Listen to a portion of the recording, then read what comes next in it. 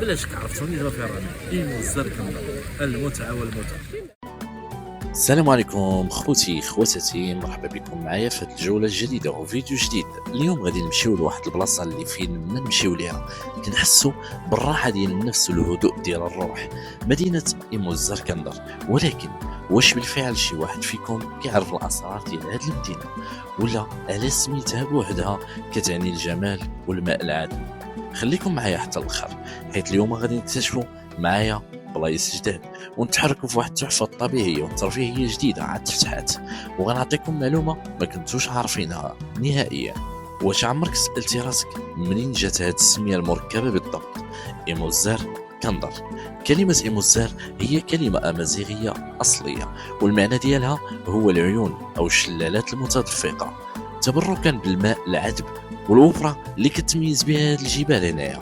اما الكلمه الثانيه كندر فكتعني التاريخ والجغرافيا المحليه، الهضبه الحصينه او الحصن المرتفع، حيث المنطقه كانت معروفه عبر التاريخ بموقعها الاستراتيجي العالي وبانها كانت حصن وبلد امان.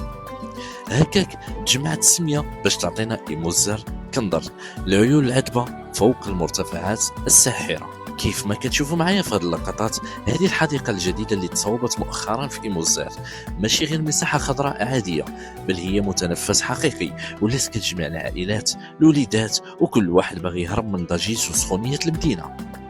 واش كتعرفوا ان ايمو الزركندر معروفه تاريخيا بموقعها الاستراتيجي العالي، وبانها كانت دائما قبله للناس اللي كيبغيو الهواء النقي. واليوم بهذه التجهيزات الجديده والتهيئه الحضريه رجعت البلاصه كتربط الماضي العريق بالحاضر العصري. شوفوا تبارك الله المساحه الخضراء، التنظيم وكيفاش الطبيعه كتندمج مع اللمسه البشريه، شي حاجه كتشرح الصدر. ولكن بلاتي، واش عمر شي واحد فيكم سول راسو علاش بالضبط ايمو الزركندر عندها هذا السحر الخاص؟ المعلومه اللي ربما ما عمر شي حد قالها لك هي ان هذه البلاصه ماشي غير متنفس عادي، بل هي بوابه للجنه التاريخيه اللي على مدى القرون كانت محطه استراتيجيه وملاذ للقوافل والسلاطين اللي هربوا من صهد وسخونيه المدن الكبرى باش يرتاحوا في هوائها النقي. نعم سيدي، هذه الارض اللي كتمشي فوقها دابا كانت شاهده على قصص واسرار مدفونه بين جبال الاطلس المتوسط. اذا كنتي زرتي ايمو الزر شحال من مره، واش كنتي عارف هذا السر التاريخي ولا هذه اول مره سمعتيه؟ خليها لينا في التعليقات، خليني نشوف شكون فيكم اللي كيعرف خبايا وتاريخ بلادو مزيان. وانا دوزت هذه اللحظات معكم هنا حسيت باللي كاين بزاف من يضحك على هذه المنطقه، الناس اللي هنا والضيافه والجو المميز اللي كيميز ايمو الزركندر، وخصوصا فاش كتشوف الوليدات كيلعبوا والفرحه مرسومه في وجوه العائلات.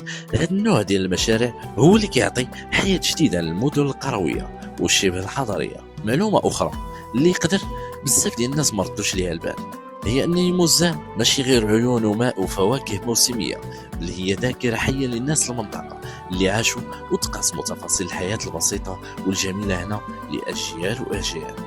وهنا كنوصلوا لنهايه الجوله ديال اليوم في هذه البلاصه الساحره. نتمنى يكون هذا الفيديو نال الاعجاب ديالكم ودوزتوا معنا اوقات زوينه.